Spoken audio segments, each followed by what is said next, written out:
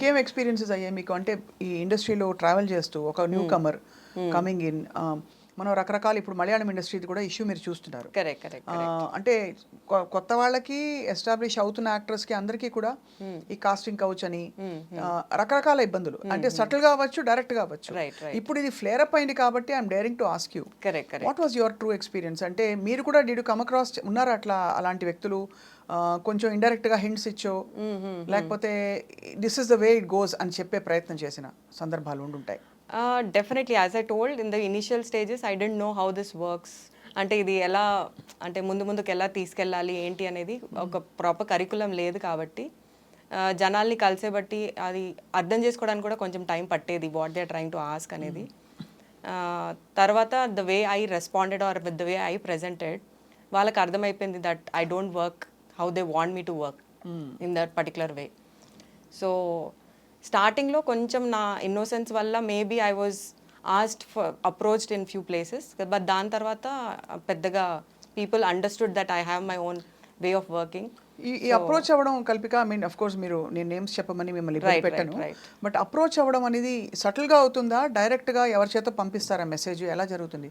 డైరెక్ట్గా కూడా అవుతుంది, ఇండైరెక్ట్గా కూడా అవుతుంది, బట్ మనం ఎలా డీల్ చేస్తాం అనేది చాయిసెస్ ఇన్ ఆర్ హ్యాండ్స్ అండి. డీల్ ఎలా చేయాలి? ఎలా చేయాలి అంటే నేను I was up front to the face, I don't work like this అని చెప్పడం జరిగింది. Or I will say that I will either slap you and go, or I would say that నేను మిమ్మల్ని ఎక్స్పోజ్ చేయడం కూడా జరిగే ఛాన్సెస్ ఉంటాయి మీరు ఇలా మాట్లాడితే, this not the right way. If you want this kind of work at least don't call people like me అని చెప్పేసి వెళ్ళిపోవడం జరిగింది. I just walk out. Yeah, so అదే అంటున్నా, choices in our hands, we have to make. అంటే చాలా మందికి ఈ పాటి ధైర్యం కూడా ఉండదు, రైట్ రైట్, బికాజ్ ఏమవుతుందో, ఏం ఫ్లేర్ అప్ అవుతుందో అని చెప్పి. ఒకటి ఆపర్చునిటీస్ పోతాయనే భయం, రెండోది ఎందుకు వై ఒక పెద్ద డ్రామాటిక్ గా ఒక ఎపిసోడ్ అవుతుంది కదా, మన గురించి రకరకాలుగా అనుకుంటారని చెప్పి. సో ఈ కాంటెక్స్ట్ లో Kalpika, I must ask you, మీరు ఎప్పుడు చాలా కాలం పాటు చాలా కాంట్రవర్సీస్ మధ్య ఉన్నారు, for things that you have you know said done. చాలా మందిని మీరు చాలా కోపంగా అడ్రస్ చేసి యూనో వాళ్ళని డైరెక్ట్గా అటాక్ చేసిన సందర్భాలు.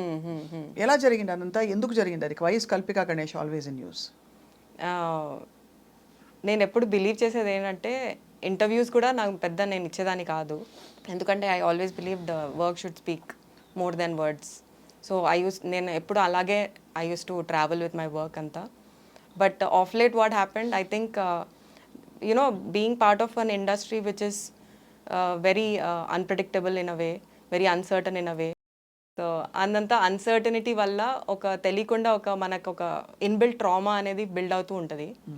సో సమ్వేర్ ఐ థింక్ నాకు అది వన్ ఆఫ్ ద ఫ్యాక్టర్ కూడా అయింది in a way, waiting for the roles.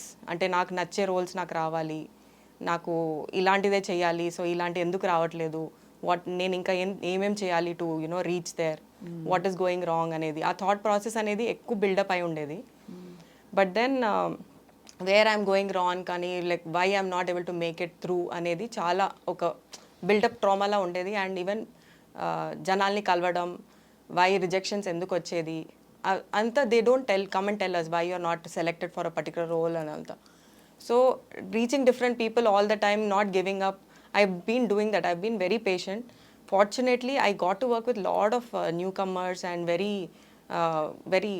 ఏమంటారు, different kind of storytelling directors. Yashoda మంచి రోల్ మీద యాక్చువల్లీ. అవునవును, రీసెంట్ వాజ్ యశోద. అథర్వ కూడా, yeah Atharva also again I play forensic department head and all that. So మంచి roles రావడం జరిగింది, but it use to take its own time అనమాట.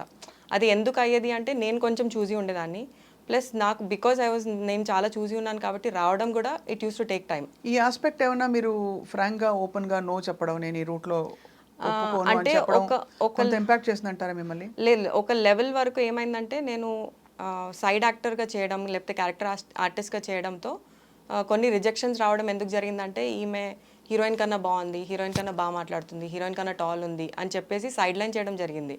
అప్పుడు నాకు ఆలోచన వచ్చింది, why don't I try as a main lead, when I know the language, when I can carry it off, when I know how to act properly. So అలా try చేయడం చేసే ప్రాసెస్లో it took a little time for me basically to understand and to make people understand that I am willing to take up a movie which can be responsible on to my shoulders అని చెప్పి. అంటే basically మీకు హీరోయిన్కి ఉండవలసిన లక్షణాలు ఉన్నాయి అని తెలుసుకుని యా మీరు ఎక్స్ప్లోర్ చేసి ట్రై చేశారా? టైం పట్టింది. సో గ్యాప్ చాలా వచ్చింది. మీరు అంటే ఈ ఫ్రేమ్ వర్క్ ఏదైతే ఇచ్చారో ఈ రూల్స్ ఇలాగే ఉంటాయి this is the way it goes అని బహుశా అంటే ఒక థాట్ వచ్చిందా ఎప్పుడైనా? మీరు ఆ రోజు ఆ so called quote and quote compromise commitment చేసుంటే would things have been different? అంటే ఇక్కడ ఇండస్ట్రీ పరిస్థితులు ఏమన్నా మీకు అడ్డొచ్చాయా, మీరే చూజీగా ఉన్నారంటారా అని?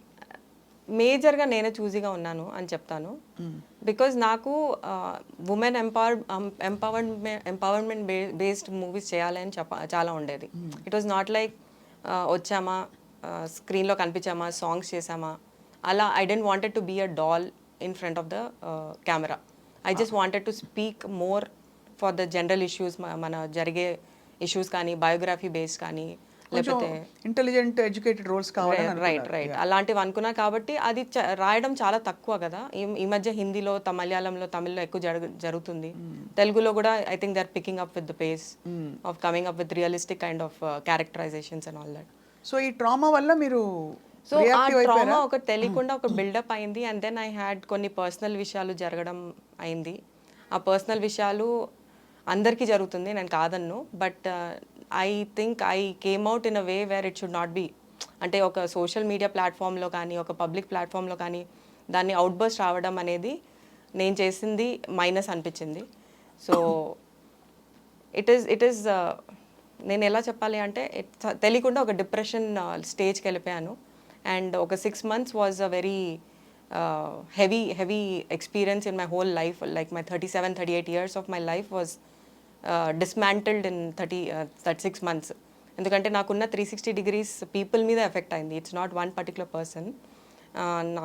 నా పేరెంట్స్ నుంచి, నా ఫ్రెండ్స్, నా family, closest A circle, B circle, C circle friends ఉంటారు కదా, ఎవ్రీ వన్. అండ్ నేను కలిసే ప్రతి పర్సన్ మీద కూడా ఆ రియాక్షన్ అవ్వడం జరిగింది. తర్వాత I underwent a lot of stress and I was under too much of medications without my knowledge. My physical body మీద ఎఫెక్ట్ అవ్వడం స్టార్ట్ అయింది. ఆ ఎఫెక్ట్ అవ్వడంతో later I ended up getting paralyzed with my right leg and I had to call for a surgery. అయ్యో. So that is where after the surgery is when, అంటే surgery వరకు నేను realise కూడా కాలేదు that నేను ఓవర్గా react అవుతున్నాను, నేను ఓవర్గా రేజ్ఫుల్గా ఉన్నాను, ఓవర్గా రివెంజ్ మోడ్లో ఉన్నాను. రివెంజ్ మోడ్లోకి వెళ్ళిపోయాను. ఒక లోన్లీ ప్లేస్కి వెళ్ళిపోయాను, తెలియకుండా ఒక లోన్లీ ప్లేస్కి. ఎవరి మీద కచ్చకసి? లైఫ్ మీద, పరిస్థితుల మీద, ఇండస్ట్రీ మీద, ఎవ్రీథింగ్ టుగెదర్ ఒకసారి చూపించేసింది అది. So somewhere I couldn't recognise నాకు ఏదో రాంగ్ జరుగుతుంది, ఐఎమ్ మెంటలీ చాలా ఎఫెక్ట్ అయింది. ఏదో వన్ పర్టికులర్ రీజన్ ఒకటే కాదు, బట్ దేవర్ మల్టిపుల్ థింగ్స్. అది బ్యాగేజ్ లాగా క్రియేట్ అయిపోయి ఇట్ సమ్వేర్ ఒక అవుట్ బర్స్ లాగా బయటకు వచ్చి it made a chaos out of my whole life in a way.